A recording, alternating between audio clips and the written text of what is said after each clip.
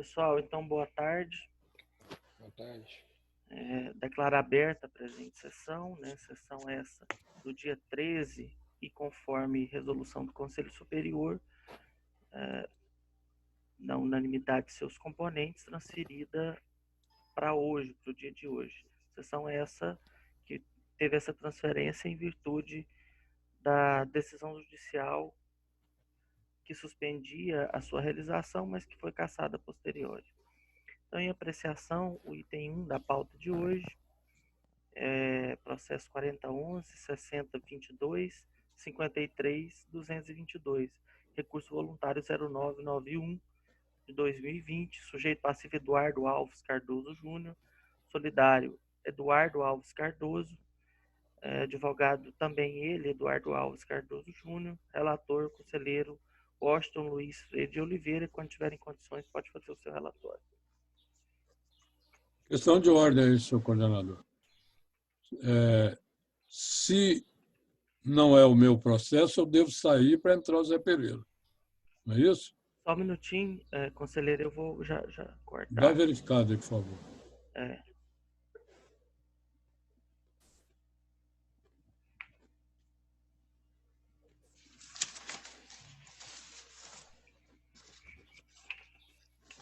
Pronto, Okay. mesa recomposta, pode o relator fazer o relatório. Ok, senhor coordenador, senhores conselheiros, doutor Fabiano, nossa secretária Cláudia, minha boa tarde a todos, né? Trata-se de exigência de interceder esse processo no valor de R$ 9.000, referente a doações recebidas em dinheiro no exercício de 2011 e 2012, conforme cópia das declarações de imposto de renda à pessoa física do doador e do donatário. A agente fiscal atuante, ela destacou que o contribuinte não apresentou a documentação solicitada na notificação 851, que poderia afastar a ocorrência do fato gerador. O auto de infração, lavrado em agosto de 2016, ele foi instruído com cópias de documentos fiscais, de folhas 3 a 12, em especial as cópias da declaração de imposto de renda à pessoa física. Foi qualificado como co-obrigado solidário o doador Eduardo Alves Cardoso. O sujeito passivo ele apresenta impugnação em primeira instância e o julgador singular afasta a preliminar de nulidade, que havia sido arguída, e, no mérito, decide a questão favoravelmente à Fazenda Pública Estadual, conforme sentença 1057, folhas 27 a 31. Inconformados, os sujeitos passivos apresentam agora, em peça única, recurso voluntário, no qual arguem novamente a preliminar de nulidade da auto-infração, com insegurança na determinação da infração. Tem fundamento esse pedido de nulidade, o argumento de que, abre aspas, em absoluta desconformidade com o que preconiza o nosso ordenamento jurídico, bem como a realidade fática relacionada ao caso, fecha aspas, como ele entende que seria o auto de infração. Teria sido lavrado, né, em desconformidade, então, com o ordenamento jurídico e com a realidade fática. No mérito, eles mencionam que a doação estaria beneficiada com isenção fiscal, posto que o dinheiro foi destinado à aquisição do único bem imóvel urbano edificado, destinado à moradia própria do donatário, nos termos do que prescreve o artigo 79 do CTF. Esse, então, seu coordenador, é o relatório. Não havendo advogado, passa a palavra ao doutor representante fazendário Fabiano Gomes. Boa tarde, senhor coordenador. Boa tarde, conselheira, conselheiros e a todos que nos acompanham pelo YouTube.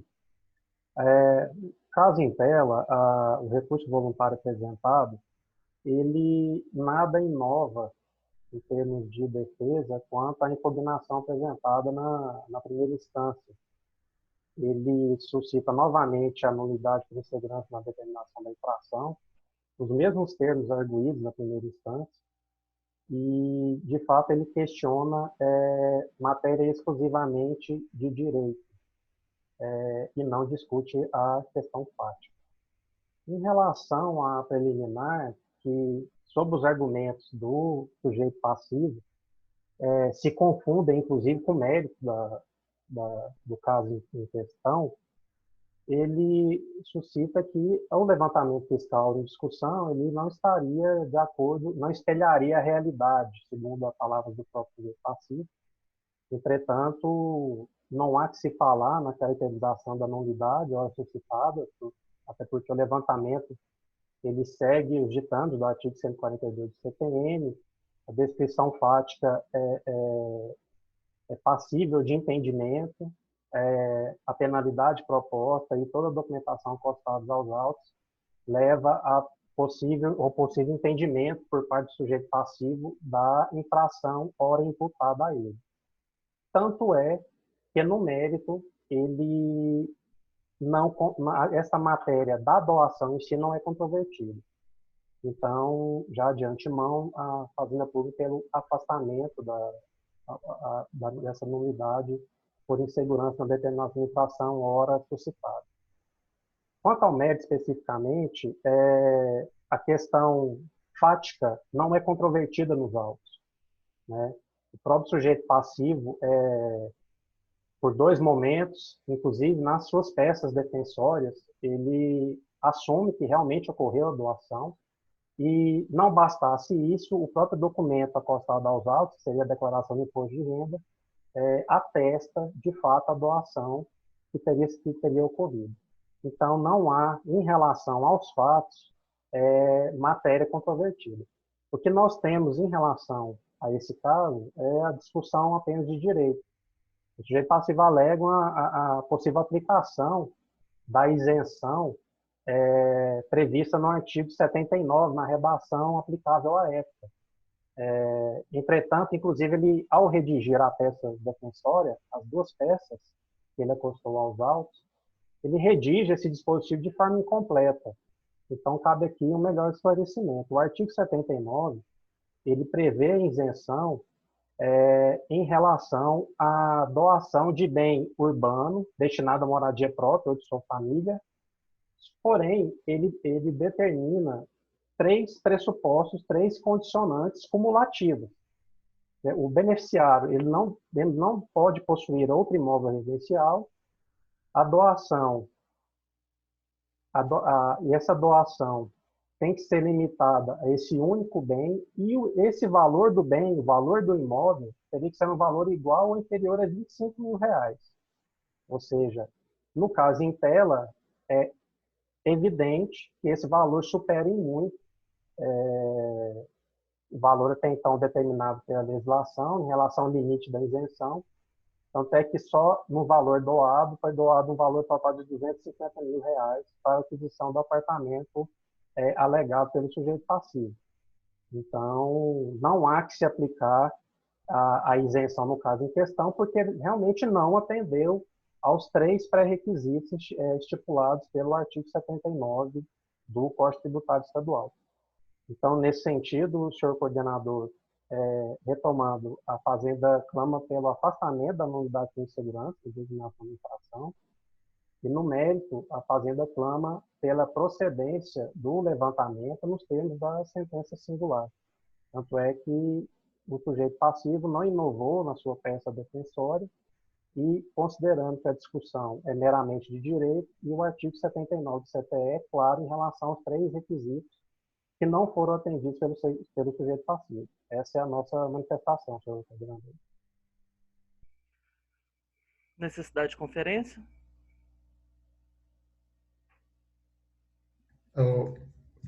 Aí seria que tem lá na página 28, ele diz que a doação foi para compra de bens para uso próprio, ou seja, para moradia. E na declaração do imposto de renda, ele declarou, inclusive, o imóvel, né? Então, está confirmado, sim. Mas é para a residência do filho, parece-me que é filho, né? Do Eduardo Júnior. Então, eu acho que dentro disso aí, eu acho que não foge a circunstância da nulidade, não. Acho que aí, no caso, ou mantém a nulidade ou por improcedência do auto de infração. Mas ele supera o valor que a legislação determina. 25 mil o limite. Na época? É. Porque lá não diz assim, no que eu vi aqui não fala o limite de 20, a importância de 25 mil. Só Então, fala que a doação é para compra de imóveis para moradia. Então, é isso que o representante, né, Pereira, ele mencionou lá até o dispositivo, né, porque o dispositivo invocado pela defesa é o artigo 79 do CTE, né? Deve 79 do CTE, isso, antigo. Você está acompanhando. Né? Isso, redação vigente à época, muito bem observado. Então, aí, eu estou com ele aberto aí, você deve estar também.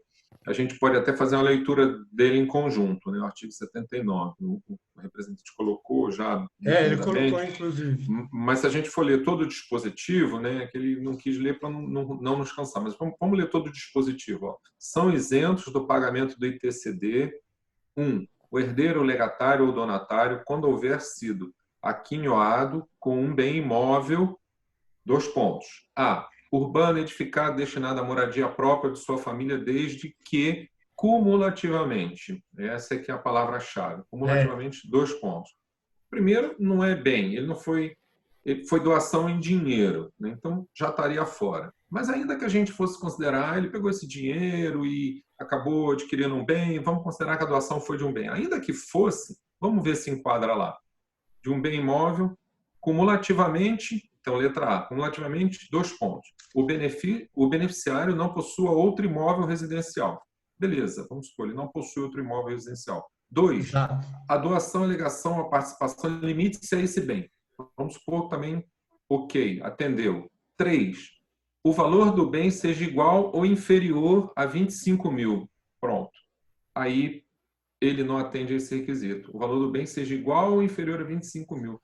Por quê? Porque o valor total da doação foi superior. Então, aí quer dizer, ainda que a gente fizesse todo esse exercício, né, todo esse esforço de encaixar, não foi em dinheiro, foi o bem, mesmo assim, só esse requisito aqui ele já não teria atendido.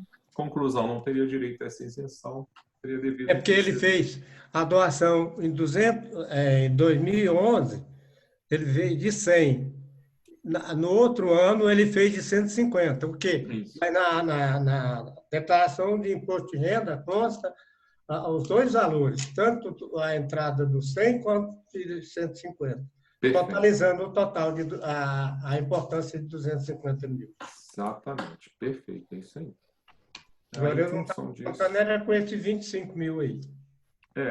Aí, em função disso, a insegurança ficou difícil de ser acolhida, porque, na verdade, está tudo comprovado no processo, né? E os dispositivos também são corretos e também a acusação ficou bem clara. Então, na minha opinião, fica difícil. Assim como o julgador singular afastou essa preliminar de insegurança, né?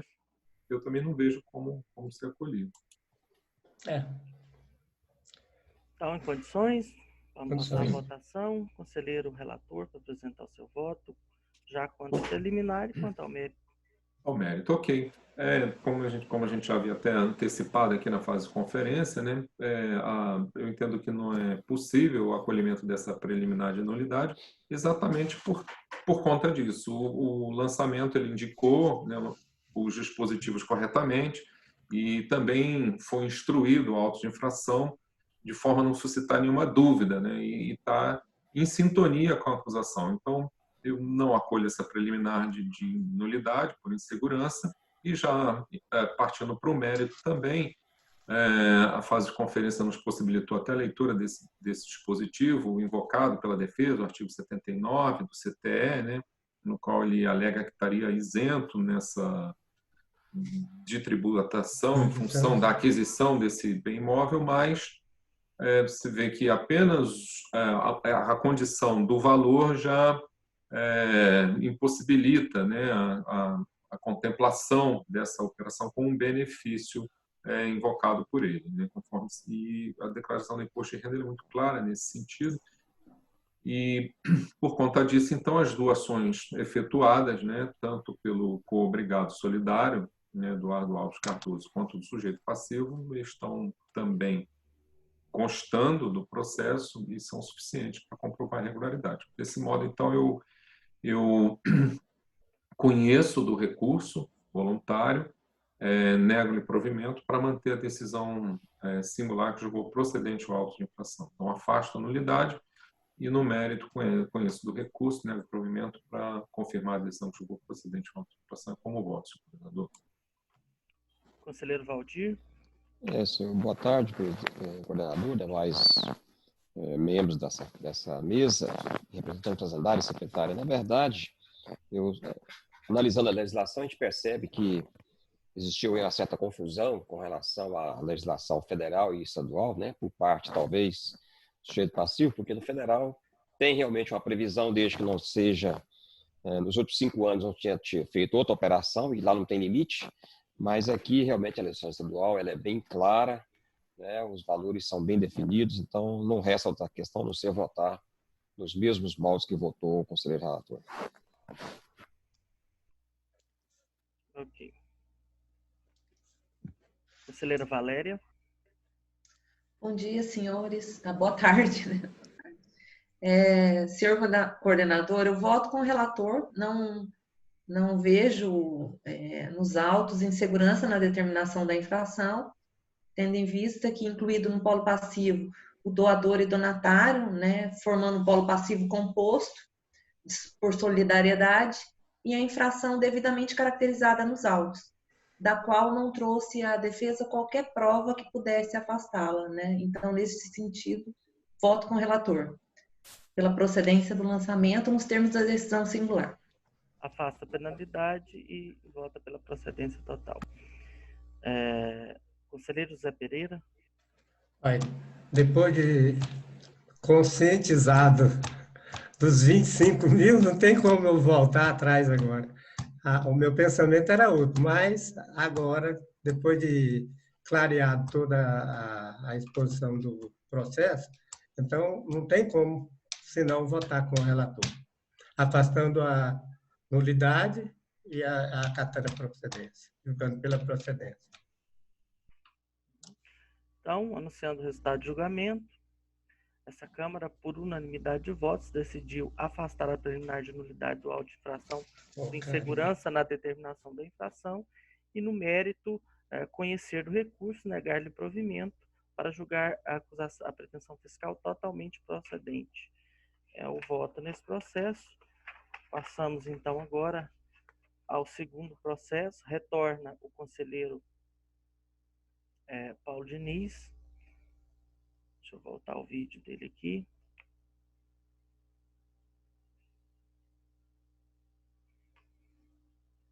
Conselheiro Paulo. Está em sua substituição, conselheiro Zé Pereira, então vou fechar o seu vídeo. Peço licença.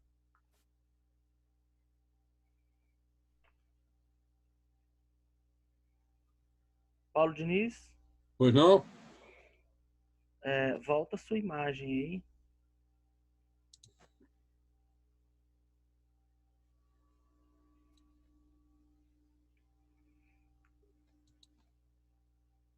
Ok. Ok. Tem o som. Então, mesa recomposta. Passamos, então, à apreciação do segundo processo da pauta. 4011-802, 599-823. É a impugnação em segunda instância 0992 de 2020. Sujeito passivo é o José Graciano Bentivoglio. E o relator, o conselheiro Paulo Diniz, em substituição ao conselheiro José Pereira da Badia. Conselheiro Paulo Diniz, quando tiver em condições, pode fazer o seu relatório.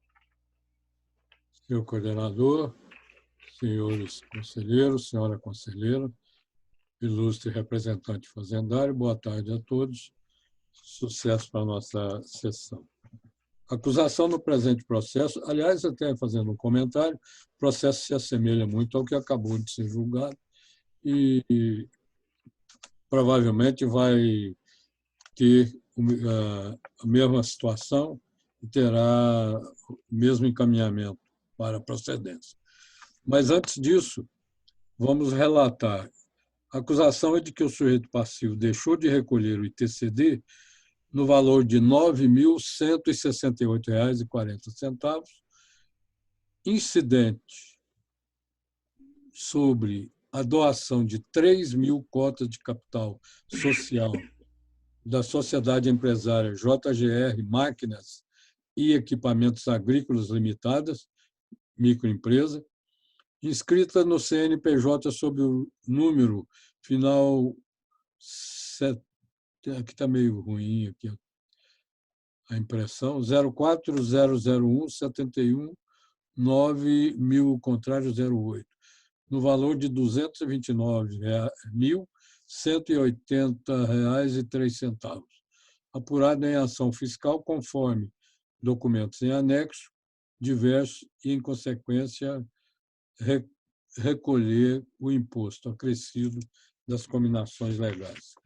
O sujeito passivo ele foi devidamente notificado, porém se quedou inerte, razão pela qual foi lavrado o termo de revelia e ele apresentou então a impugnação à segunda instância, alegando dois motivos. Primeiro, que não houve doação, tendo em vista o valor irrisório das cotas à época da aquisição, que foram 3.000 cotas no valor de R$ 1 cada um, que dá um total de R$ 3.000, portanto, um valor bem pequeno. Essas cotas, com a atualização procedida pelo fisco, elas foram, então, aquele valor de R$ 229.150,03, que também é o segundo ponto que ele se rebela, exatamente porque ele acha que é um absurdo essa valorização em tão pouco tempo, de passar de R$ 3.000 para 200, ou melhor, de R$ 3.000 para 229.180. De modo que é isso. Nós temos aqui um acordo, um paradigma da lavra do conselheiro José Ferreira de Souza, em que julga um processo que é exatamente da outra parte dessa suposta doação, ou seja, das 27.000 cotas pertencentes a Maria Ireneuda Pires Bentivoglio, e que o resultado desse julgamento foi pela procedência do feito, não considerando e não acatando as preliminares apresentadas de insegurança e de decadência. É esse o relatório, senhor. Aliás, antes de terminar, há a intenção do conselheiro Valdir em propor uma diligência para que alguns pontos sejam esclarecidos dentro do processo. É esse o relatório, senhor coordenador. Obrigado. Questão de ordem, senhor coordenador. Gostaria que eu apresentasse a intenção que o representante já também manifestar sobre ela, ou deixa ele falar primeiro? Tá mudo, Ricardo. Gostaria que o senhor já fizesse a proposta, porque ele já se manifesta sobre ela. Ok.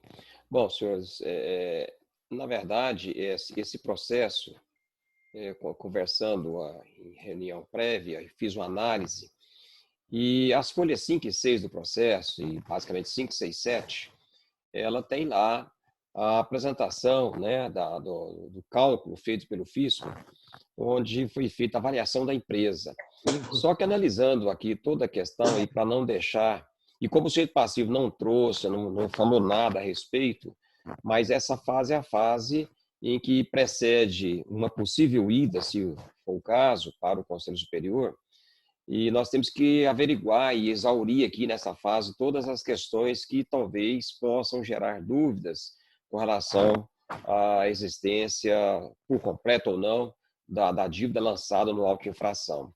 E a gente analisando aqui, nós percebemos que nessa avaliação é comum, né, a empresa apresentar para o fisco as suas demonstrações contábeis, o seu balanço, porque aqui foi considerado, nessas folhas 5, 6 e 7, eu acredito até porque não foi liberado, não foi disponibilizado, os valores das contas a receber e contas a pagar, os valores das contas de fornecedores, porque ali, por exemplo, nós temos um total, que inclusive ele declarou, né, para o PGDAS lá e naquela declaração, os montantes lá, só que lá não tem o campo, né? Lá não foi identificado se isso é ou não, se tem alguma coisa ou não a prazo.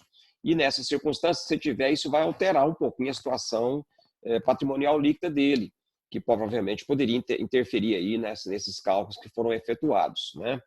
Então, nós temos uma proposição aqui, e eu gostaria de ler, então, só para o conhecimento de todos, e, naturalmente, se for acatado pelo representante fazendário e pelos demais conselheiros, já pode ser considerada lida e aprovada. E tem o seguinte teor: considerando que consta do presente processo que o sujeito passivo deixou de recolher TCD no valor de R$ 9.166,40, incidente sobre a doação de 3.000 cotas de capital da Sociedade Empresarial JGR Maquipamentos Limitada, microempresa, inscrito CNPJ final 00106, no valor de R$ 229.160,03, apuração fiscal conforme documentos anexados aos autos, devendo, em consequência, recolher o imposto acrescido de combinações legais. Considerando que as folhas 5 foi juntado pela fiscalização no relatório de avaliação das cotas e ações do mesmo, as folhas 6 e 7, ao detalhar as contas patrimoniais do sujeito passivo, só existem informações das contas de caixa, bancos e estoques, não constando informações sobre as demais contas do ativo, bem como das obrigações do passivo, condição essencial para se apurar a situação líquida da empresa, considerando que as informações não disponibilizadas pelo fisco em seu levantamento, bem como não apresentado pelo sujeito passivo no curso do processo, não permite ao julgador concluir com base segura a sua convicção quanto à matéria em estudo, considerando finalmente que cabe aos julgadores a busca da verdade material e que para os processos em julgamento, resolve converter o julgamento em diligência e encaminhar os autos à JEP para que o sujeito passivo seja intimado no prazo de 30 dias, para que o mesmo junte aos autos os seguintes documentos fundamentais para a análise completa dos processos em tela. Primeiro, demonstrações financeiras dos períodos fins em 31 de dezembro de 2011, 31 de dezembro de 2012 e 31 de dezembro de 2013, que é o período de análise. Segundo, balancetes contábeis analíticos dos meses de janeiro e fevereiro do ano de 2013. E terceiro, razão contábil do mês de fevereiro de 2013, após que os autos retornem para o julgamento. Então, esse é o teor da nossa resolução, que nós estamos com pretensão, né, de oferecer aí para esse processo.